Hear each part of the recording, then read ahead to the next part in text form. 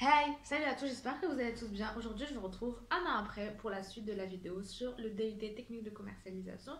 Donc, on se retrouve même salon, même fauteuil, presque même décor. Je suis juste passée du rose au jaune pour répondre à toutes les questions qu'il y a eu suite à la vidéo donc sur le DUT que j'ai fait il y a 3 ans maintenant. Donc j'ai un retour d'expérience assez lointain pour pouvoir vous dire les débouchés, vraiment répondre en fait à toutes vos questions. Donc, ça va être une vidéo suite à la vidéo que j'ai déjà faite l'année dernière. Donc n'hésitez pas à regarder la vidéo pour que vous puissiez comprendre. Si vous êtes là pour en savoir plus sur le DUT, avoir des premières informations, la vidéo que j'ai faite l'année dernière, et je vous la mettrai juste là, elle répondra à la majorité des questions. C'est une présentation générale du DUTTC. Il y a mon retour d'expérience dessus également. Si je vous conseille cette filière ou non. Et comme ça m'évite en fait de redire ce que j'ai dit dans cette vidéo là. Là, ça sera vraiment une vidéo où je vais répondre aux questions auxquelles j'avais pas répondu dans la vidéo, des sujets que j'avais pas forcément pensé à aborder et qui sont apparemment importants. Donc, ça sera une vidéo complémentaire. Mais d'abord, avant de regarder cette vidéo complémentaire, il faut d'abord regarder la vidéo de présentation, etc., etc. Encore une fois, je vous mettrai juste là. Mais pour vous faire un résumé global, en gros, le DUT-TC, c'est quoi? C'est des études après le bac que vous faites en 2 ans. Donc, c'est un diplôme que vous avez après 2 ans qui vous permet de travailler donc directement après le bac plus 2, de faire un emploi qui est dans la filière du commerce. Donc ça peut aller très bien de la vente à la comptabilité, au marketing, à plein de sujets, dans plein de domaines différents. C'est pour ça que dans ces études-là, il y a beaucoup de matières. Donc c'est ce que je disais dans la première vidéo. Il y a énormément de matières et beaucoup de travail. Donc en résumé, c'est ce que je disais en gros, beaucoup de matières. Il y a des matières avec beaucoup de chiffres. Donc ceux qui n'aiment pas les chiffres, voilà, donc à voir. Voilà, en gros. Et en même temps, en plus des débouchés professionnels, ça vous permet aussi de rejoindre la fac après, de continuer vos études, de faire une licence pro ou pas, bac plus 3, ensuite de continuer sur un master. Donc ça ne vous empêche en rien de continuer vos études. C'est pas parce que c'est une filière professionnalisante, elle l'est quand même moins que le BTS, mais elle l'est quand même un petit peu. Que vous pouvez pas faire d'études après ça. Bien au contraire, je trouve qu'avoir fait un DUT et après aller sur la fac, moi personnellement à la fac j'étais comme ça quoi, genre je faisais rien du tout parce que DUT ça m'a entraîné vraiment, genre comme il y a beaucoup de choses à apprendre en très peu de temps, qu'on a que 2 ans et qu'il y a beaucoup de travail à fournir, beaucoup de profs, beaucoup de matières, etc. Quand je suis arrivée à la fac, j'avais déjà quasiment tout fait en DUT. Donc voilà, en gros, en résumé, c'est assez brouillon. Mais si vous voulez plus d'informations, allez voir la vidéo. Donc j'ai quand même répondu sous les commentaires quand on me posait les questions directement sur Instagram. D'ailleurs, je vous mets mon Instagram juste là si vous voulez me parler directement, me poser plus de questions, avoir un retour d'expérience plus profond, on va dire. N'hésitez pas à m'ajouter, je réponds généralement assez rapidement. Mais je me suis dit que ça serait aussi intéressant de me poser avec vous, de discuter directement comme ça, face cam, pour répondre à vos questions, pour que les questions qui ont été posées dans l'autre vidéo déjà soient plus visibles par d'autres personnes qui ne seraient pas forcément tombées sur la première vidéo. Et en même temps, le fait de pouvoir répondre comme ça de voix vive, c'est beaucoup plus facile déjà pour moi et puis pour vous pour comprendre. Et puis je peux parler d'autres sujets et ça permet aussi de revenir sur ce sujet pour faire une deuxième partie de vidéo que j'avais pas fait dans la première et qui va consister à tout ce qui est les conseils que je vous donne pour réussir votre DUT. Alors je vous avoue, alors je vous avoue que ça va être du beaucoup. Faites ce que je dis, faites pas ce que je fais parce que c'est des conseils que j'ai pas forcément appliqués. De toute façon, je vous dirai au fur et à mesure de la vidéo ma moyenne et comment j'ai passé mon DUT et vous vous rendrez compte qu'il faut quand même m'écouter parce que j'ai pas eu les bonnes méthodes et forcément ça s'est répercuté sur les résultats, c'est logique. Donc c'est quand même des méthodes bateau entre guillemets, mais qu'il faut suivre sinon ça passe pas parce que comme je l'ai dit dans la première vidéo, c'est quand même le DUT, c'est beaucoup de travail. Donc trêve de bavardage, on va passer directement au sujet principal. Avant de regarder la vidéo, n'oubliez pas de vous abonner pour rejoindre la team, voir les autres vidéos que je ferai sur les études, les conseils, puisque maintenant après il y a eu la licence, il y a eu le master, donc je sortirai aussi des vidéos sur les débouchés professionnels, sur les petits boulots, bref, il y aura plein de choses sur la vie d'étudiant, aussi des idées recettes, enfin tout ce qui englobe la vie d'étudiant vu que je le suis encore après toutes ces années. Donc n'hésitez pas à vous abonner, activez la cloche pour ne pas rater les prochaines vidéos, à me laisser un commentaire pour me dire ce que vous avez pensé. Si vous avez d'autres questions, je répondrai. S'il faut faire une troisième vidéo, je ferai une troisième vidéo. Et n'oubliez pas de liker la vidéo si elle vous plaît. Ça m'aide ça m'encourage et ça me motive à vous en faire tout plein d'autres. Commençant, il y a eu plein de questions sur plein de sujets différents, donc on va essayer de tous y répondre, d'y répondre au maximum. Donc j'ai la question, je crois, qui est la plus revenue, c'est concernant l'alternance. Est-ce qu'on peut faire en alternance, qu'est-ce qu'il y a comme possibilité d'entreprise, etc. Donc moi j'ai pas fait en alternance, j'ai fait un parcours classique normal à la fac, enfin juste à la fac. Mais mon mari a fait alternance, mais il était pas en DUT, il était en BTS, sauf que c'était un BTS MUC et il est très proche du DUT TC, donc je peux vous répondre par rapport à ça parce que j'ai suivi j'ai suivi son parcours d'alternance en tant que lui, j'ai aidé à faire ses dossiers, etc. etc. Voilà, alors pour l'alternance, en effet, on peut faire de l'alternance avec le DUT technique de commercialisation sans problème. Donc ça dépend après quand vous ferez vos choix et vos vœux, il faudra bien mettre parce que c'est pas les mêmes, comment dire, c'est pas les mêmes formations entre guillemets. Ça veut dire il faut que si vous voulez faire une alternance, il faut que vous postuliez dans le truc spécial alternance, mais vous pouvez aussi, on sait jamais si vous avez une galère avec votre alternance ou vous n'êtes pas pris dans la filière alternance, postuler dans la filière normale entre guillemets. C'est vraiment deux classes distinctes et il y aura deux choix de jury entre guillemets, ce sera pas le même dossier, enfin ce sera pas, même si c'est la même fac, c'est pas parce que vous avez été pris dans l'un que vous serez pris dans l'autre, enfin c'est pas lié, je sais pas si vous voyez ce que je veux dire. En gros vous pouvez le faire, alors ça serait dans les mêmes domaines que ceux dont je vous ai parlé pour les stages. C'est les domaines de vente, de marketing, de comptabilité, c'est possible, peut-être immobilier, ça dépend des facs, encore une fois. Vous avez beaucoup de domaines où vous pouvez choisir, mais il faut s'y prendre tôt. Ça veut dire à partir de là, on est en mars, début mars. Il faut commencer dès début mars à envoyer vos démarches si vous voulez entrer pour septembre 2020, du coup, septembre qui arrive. Parce que les grosses entreprises, elles commencent à embaucher dès mars en fait. Même si vous dites ouais, c'est loin, je regarderai en été. Grosse erreur. Jamais, jamais, jamais cherchez votre alternance en été. En été, il n'y a plus rien. Tout est déjà pris. Donc on avait fait cette erreur avec mon mari. Il avait postulé à partir de juillet. C'était mort. On était en galère. C'est pas du tout à faire. Vous allez rater votre rentrée, vous allez avoir quand même un peu de temps, ça dépend de votre école encore une fois, mais vous allez avoir un peu de temps pour trouver votre entreprise. Il y en a qui vont de septembre, octobre, novembre, ça commence déjà à être chaud, mais vous allez avoir du retard en fait tout simplement. Après ça va être compliqué de rattraper le retard. Voilà, je vous conseille vraiment de commencer dès maintenant à commencer à chercher dans les entreprises. Pourquoi je vous parle de grosses entreprises? Parce que pour moi, après le retour, comme je vous disais, de mon mari, mais aussi les gens de sa classe, mes copines, enfin tous les gens qui ont fait de l'alternance, je vous conseille d'aller vers une grosse entreprise. Pourquoi? Parce que les petites entreprises, en fait, c'est vrai que c'est elles qui vont quand même vouloir embaucher des stagiaires, des alternants, des services civiques, etc. etc. Parce qu'ils n'ont pas beaucoup de budget. Donc ils vont beaucoup aller vers ce truc-là pour pouvoir en fait vous faire travailler comme un salarié normal, mais vous payez moins. Le truc, c'est qu'ils n'arrivent pas encore à avoir la pédagogie de se dire cette personne-là, elle est là pour faire ses études, je la paye moins parce que justement elle ne connaît pas, je suis censée lui apprendre et elle est censée m'apporter. Non, ils vont attendre en fait à ce que vous travaillez autant que les autres et à pas faire d'erreurs si vous travaillez là depuis 15 ans. Et c'est ça le gros problème avec les petites entreprises. Et après, quand vous avez aussi, et le souci, c'est que après, quand vous avez un conflit avec eux, souvent les écoles, on va pas dire elles vous laissent tomber, mais en gros, elles peuvent pas faire grand chose. On va vous dire d'aller au prud'homme, mais vous n'avez pas vraiment que ça à faire que d'aller au prud'homme à 19-20 ans. Vous avez juste besoin de votre salaire et c'est tout. Donc pour vous éviter tous ces tracas-là, et vraiment, c'est vraiment un retour d'expérience. Évitez les petites entreprises, sauf si vraiment c'est janvier, il faut que vous commenciez, vous avez que la petite entreprise, sinon vous perdez votre année, faites-le. Mais vraiment, pour avoir vu ce qui s'est passé avec mon mari et tout, les petits chefs d'entreprise, en fait, ils se rendent pas compte encore de l'alternance. Ils n'ont pas l'habitude de beaucoup employer comme les grosses boîtes, souvent des alternants et tout. Donc ils savent pas comment ça fonctionne. Ils attendent beaucoup de vous. Ils vous traitent souvent mal. Voilà, dans son école, il y a eu des vrais cas de maltraitance, de violence physique, verbale, enfin des trucs qui peuvent aller jusqu'au pénal et c'est très grave. Et généralement, nous, comme on est jeunes, on va pas justement faire ces démarches-là d'aller au prud'homme, d'aller porter plainte alors qu'on le peut. Et comme quand nous, ça nous est arrivé, on l'a pas fait alors qu'on avait les droits de le faire. Et du coup, en fait, on n'a pas la tête à ça tout simplement. Donc, pour vous éviter tout ça, vraiment, allez dans les grosses entreprises. C'est toujours ce que j'ai conseillé sous les vidéos quand on me dit oui, pour l'alternance, comment ça se passe. Allez dans les grandes entreprises. Vraiment, je ne peux pas vous dire autre chose que ça. Prenez-y tôt parce qu'il y a beaucoup de concurrence, il y a beaucoup de gens qui postulent. Et du coup, plus c'est tôt, plus vous avez de chances d'être pris. Comme ça, au moins, votre place, elle est au chaud. Donc, ils vous signent votre contrat. Et après, vous attendez la rentrée tranquillement. Vous pouvez partir en vacances sereinement. Vous n'avez pas à vous dire, ouais, il faut que je rentre vite de vacances, que je cherche une alternance, etc., etc. Donc, les boîtes qui recrutent, comme je vous dis, c'est les grosses boîtes parce qu'elles ont plus de budget. Elles savent s'y prendre. Même si vous avez un problème avec un supérieur, vous avez toujours d'autres supérieurs. Du coup, vous pouvez essayer de faire une médiation. Vous n'êtes pas obligé d'aller directement au prud'homme parce que quand vous avez une petite entreprise, vous avez un seul patron.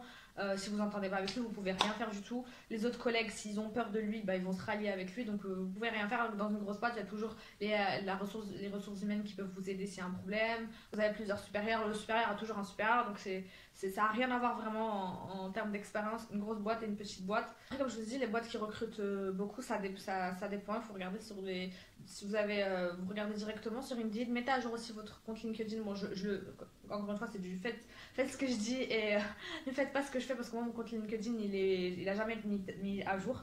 Mais j'en ai pas eu besoin parce que j'ai pas fait d'alternance. Mais faites-le parce que les entreprises, en fait, elles regardent beaucoup les comptes LinkedIn. Quand vous postulez, c'est le premier truc qu'ils vont aller regarder pour voir votre parcours, votre implication et aussi le faire, ça montre que vous êtes assez à l'aise justement avec les nouvelles technologies, avec l'ordinateur et en DUTTC, on est beaucoup sur justement les nouvelles technologies, on nous apprend plein de trucs sur l'ordinateur justement pour pouvoir travailler directement et du coup le fait d'avoir un LinkedIn ça montre quand même qu'on est assez professionnel et donc c'est super important. Donc postuler sur Indeed, sur les sites faits pour ça, mais vous pouvez aussi postuler directement sur les sites des entreprises, donc les entreprises qui prennent beaucoup les alternants. Vous avez de tout, vous avez du AXA, vous avez les banques, LCL, etc. qui prennent, vous avez EDF, GDF, etc. Parce que j'essaie de me rappeler des entreprises dans lesquelles les gens que je connais ont fait de l'alternance. H&M pas dans les magasins. Bon, si vous faites de la vente, vous pouvez faire aussi de la vente H&M dans les magasins. Donc là, il faut aller directement dans le magasin et donner votre CV. Mais vous avez sinon H&M au siège, en fait, si vous voulez faire du marketing au siège.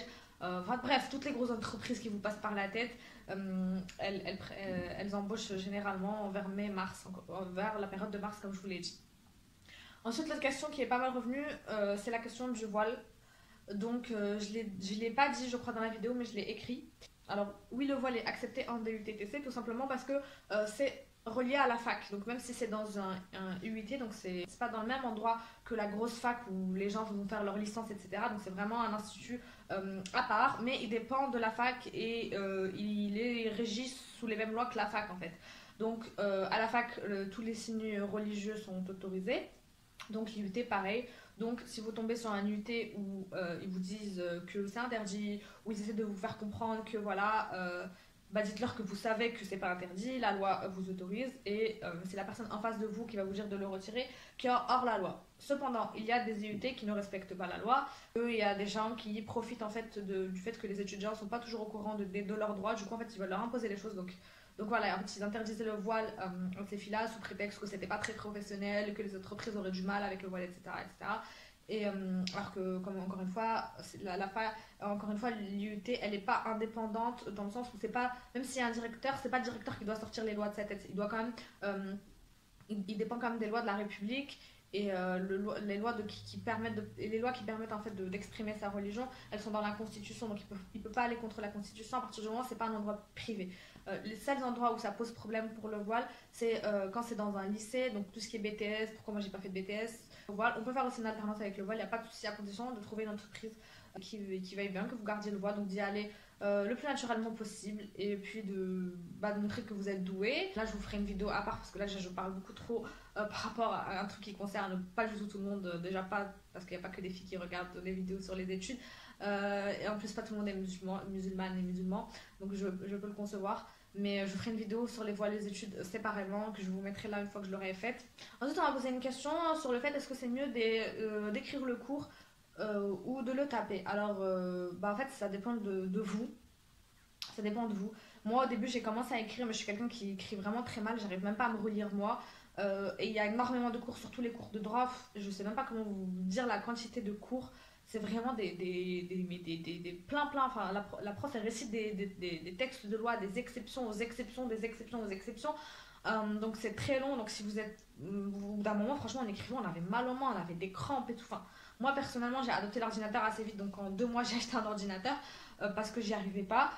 Mais il y a des gens qui arrivent mieux à écrire parce qu'ils retiennent le cours en écrivant. Donc en fait, ça dépend de vous. Moi, je vous conseille quand même l'ordinateur parce que pour la majorité, on avait un ordinateur et on s'en sortait très bien parce que la prof parle assez vite, donc le fait de taper, ça va plus, on tape plus vite généralement qu'on écrit. Après, si vraiment vous n'êtes pas doué avec l'ordinateur, que vous tapez tout doucement, que vous perdez en fait la vitesse de début du prof et que vous n'arrivez pas à suivre, vaut mieux écrire. Si vous écrivez, vous êtes plus à l'aise à l'écrit, que vous n'avez jamais écrit à l'ordinateur, c'est vrai que ça peut être handicapant. Après, si vous voulez vraiment faire à l'ordinateur mais que vous n'avez pas assez vite, il suffit de vous poser chez vous, et de vous entraîner en fait tout simplement à taper et au fur et à mesure vous allez apprendre les touches, vous regarderez limite plus l'ordinateur, vous allez juste regarder la prof et puis taper instinctivement. En fait on m'a demandé, parce que je disais qu'il y avait vraiment beaucoup de travail en DUT et on m'a dit quand tu dis qu'il y a beaucoup de travail, c'est comment, c'est à quel point il y a beaucoup de travail, est-ce que c'est plus que le lycée, est-ce que c'est moins que le lycée. Alors quand je dis qu'il y a beaucoup de travail, c'est vraiment qu'il y a beaucoup de travail, c'est plus que le lycée et pourtant pour vous dire j'étais dans un lycée où quand même on bossait pas mal. J'étais dans un lycée international donc j'avais une langue en plus et franchement j'ai beau avoir travaillé beaucoup au lycée, au DUT ça m'a quand même fait un petit choc parce que ouais il y a plus, en fait ouais il y a plus de quantité de travail, franchement beaucoup plus. Déjà vous avez plus d'heures de cours, c'est du 8h 18h30 quasiment tout le temps parce que comme je vous ai dit il y a beaucoup de matières et il y en a une quinzaine peut-être par semestre et chaque prof va vous demander au moins un dossier et au moins un partiel. Généralement, ils en demandent toujours plus. Par exemple, en marketing, chaque semaine, ils nous demandaient un travail à faire. Ok, c'était pas un travail très conséquent, mais il y avait quand même des devoirs. Et en plus de ça, 2 ou 3 fois par semestre, on avait un partiel, plus, je crois, on avait 2 ou 3 trucs. Donc, on avait un truc à l'oral, un truc à l'écrit en groupe. Donc, voilà.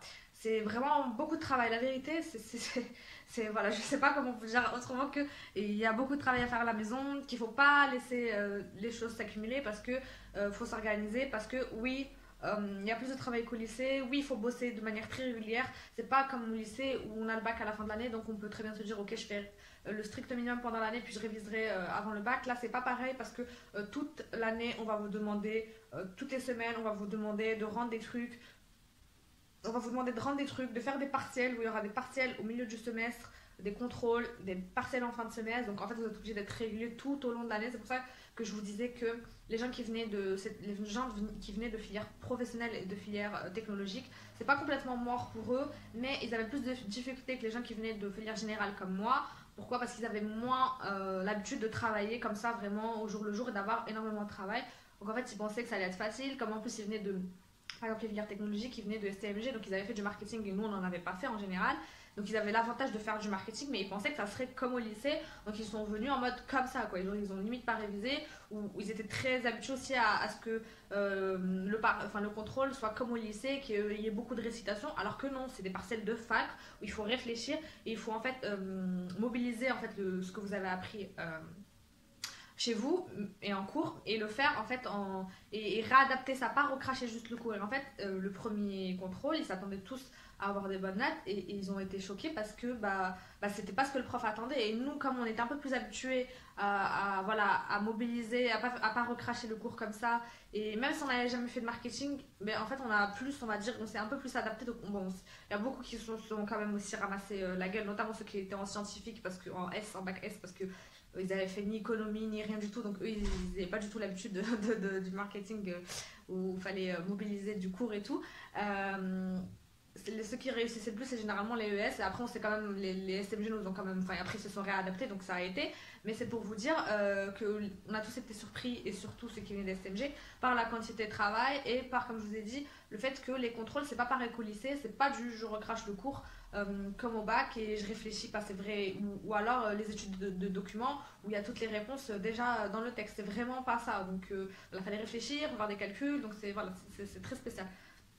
C'est très spécial, c'est pour ça qu'il faut en fait suivre le cours tout simplement au fur et à mesure que le prof au fur et à mesure que le prof dit, si vous comprenez pas, vous n'hésitez pas quand vous êtes en petit groupe en TD à lever la main. Les profs, franchement, ils réexpliquent, surtout au début, ils savent très bien qu'on vient du lycée, qu'on comprend pas grand chose. Donc ils réexpliquent. En amphi, c'est compliqué parce que c'est vrai qu'ils n'ont pas le temps forcément de revenir sur les questions. Tout le monde, on est quand même quasiment 200. Mais il faut pas hésiter en TP, en TD, à bien poser des questions, à pas bouger de la salle tant qu'on n'a pas compris. Franchement, les profs, généralement, ils sont cool. Ensuite, on va poser une autre question sur comment se préparer à l'oral. Alors, il faut savoir qu'il y a des facultés qui vous demandent donc déjà un dossier avec vos notes. Bon, moi, je suis de l'ancienne école, on avait APB. Du coup je sais pas si ça fonctionne exactement comme nous, mais en tout cas je pense que ça peut préparer. Ils étudient vos notes, votre CV, votre lettre de motivation, donc voilà, vous avez le dossier écrit. Mais en plus de ça, il y a des fois qui demandent à ce que vous passiez un entretien oral avec des profs, il va vous poser des questions pour voir votre personnalité, et en fait c'est ça qui va déterminer qui ils vont prendre ou pas. Donc c'est assez rare généralement, parce que moi je sais que j'avais postulé dans plusieurs EUT, j'ai été prise dans la majorité des EUT où j'avais postulé, donc que ce soit les plus sélectifs, donc les meilleurs entre guillemets de France, donc que ce soit Descartes, Sceaux, c'est un peu, on va dire, c'est les meilleurs en TC. Donc Donc j'ai été prise et eux ne faisaient pas d'entretien oraux. Donc ça veut rien dire, c'est assez minoritaire on va dire les entretiens oraux. Je sais que c'était la fac de Saint-Denis qui les faisait beaucoup. Nice pareil, il n'y avait pas d'entretien oral, j'ai été prise comme ça. Donc ça dépend des facs mais c'est encore minoritaire on va dire, c'est plus au niveau du master où il y a beaucoup d'entretiens oral parce qu'il y a plus d'enjeux. Au niveau du DET, généralement, ils choisissent que sur le dossier. Les oraux pour vous dire comment vous rassurer, parce que j'en ai passé un, du coup, même si j'ai pas choisi en premier choix celui de Saint-Denis, j'ai quand même été faire l'entretien. Je me suis dit, on sait jamais si on me prend nulle part ailleurs, au moins j'y suis là. Donc, bah, en fait, c'est comment vous préparez à ça. Bah, faut aller assez naturellement, faut quand même vous renseigner quand même un minimum sur la filière. Comme ça, le prof en face de vous sait que vous êtes intéressé, que vous comprenez que vous n'êtes pas venu là en mode en dépit, quoi. Je viens comme ça, je suis en mode touriste. Vous renseignez, mais généralement vous posez surtout, moi je sais qu'à l'époque on m'avait posé des questions sur moi pour essayer de comprendre la personnalité, des trucs genre tu te dis mais pourquoi il me dit ça, genre un truc rien à voir, genre le prof il m'avait dit si t'es sur une île déserte, qu'est-ce que tu prends, t'as le droit à un seul objet, qu'est-ce que tu prends avec toi. En fait c'est pour voir un peu votre manière de réfléchir et justement je vous le disais tout à l'heure avec les partiels, le fait de mobiliser des connaissances, mais pas d'apprendre par cœur. Et en gros, par exemple, il y avait des gens qui disaient bah, je prends mon téléphone, je prends mon ordi, je prends ci, je prends ça. Et en fait, le prof il leur disait bah il n'y a pas d'électricité sur une île déserte, donc votre ordinateur il vous sera d'aucune utilité. Et en même temps, c'est pour voir un petit peu si voilà, vous êtes assez débrouillard, etc., etc. Moi, je sais plus ce que j'avais dit, je crois que j'avais dit je prends de l'eau potable, il me semble. Parce que faut savoir que sans eau, on ne survit pas plus de 3 jours. Et le prof, il m'avait dit, ah, mais il y a de l'eau partout autour de toi sur l'île. J'ai dit, bah non, elle est pas potable, c'est de l'eau salée, tu meurs. Et c'est vrai qu'il s'est retrouvé un peu con face à moi. Je lui dis, bah.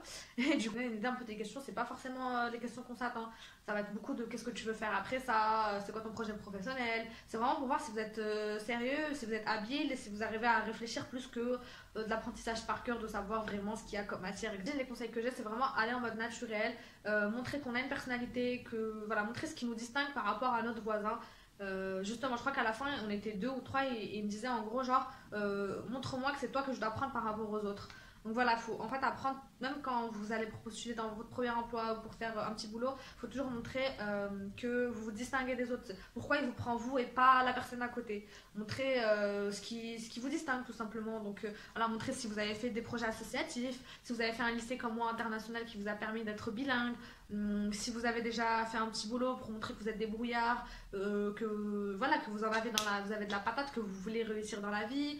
Voilà, si vous avez des expériences professionnelles dans le domaine, si par exemple, je sais pas, moi, vous avez une vocation depuis petit, c'est d'être, je sais pas moi, d'être, je sais pas, de travailler dans le marketing par exemple, comme mon cas, moi, depuis que je suis petite, je voulais travailler dans la publicité, depuis vraiment, j'avais, je sais pas, 8 ans, 9 ans, donc moi, c'est vraiment une vocation. Donc voilà, appuyez sur les trucs qui font que vous êtes différent de votre voisin. L'autre question à laquelle j'ai pas répondu également, c'est par rapport à la bourse. Je crois que j'en ai pas parlé. La bourse et les frais de scolarité. Donc là, vous avez le droit, encore une fois, comme c'est la fac, encore une fois je répète, c'est la fac, donc vous avez le droit à la bourse comme exactement quand vous allez à la fac, donc ça dépend par rapport aux moyens de vos parents, donc la bourse est malheureusement encore calculée sur les revenus de vos parents, donc si vos parents gagnent bien leur vie, vous n'aurez pas de bourse, s'ils ne gagnent pas bien leur vie, vous aurez une bonne bourse. Après ça dépend aussi des frères et sœurs, donc si vous avez des frères et sœurs, ils vont vous augmenter la bourse, si vous avez des frères et sœurs qui sont à la fac, ils vont aussi vous augmenter la bourse. Donc voilà, si vous allez également si vous allez dans une fac qui est loin de chez vos parents, donc plus de 250 km, ils vous augmentent aussi un échelon. Donc ça peut être très intéressant, comme ça peut être nul parce que même si vous partez, vous ne vivez plus avec vos parents, même si vous payez vos impôts seuls, même si vous dépendez pas du tout de vos parents, la bourse sera encore calculée par rapport aux revenus de vos parents. Donc ça m'a révolté pendant des années. Ça veut dire que même si vos parents gagnent bien leur vie, que vous êtes étudiant, que vous êtes, je sais pas, que vous faites un petit boulot, vous gagnez 300 euros, vous n'aurez pas de bourse.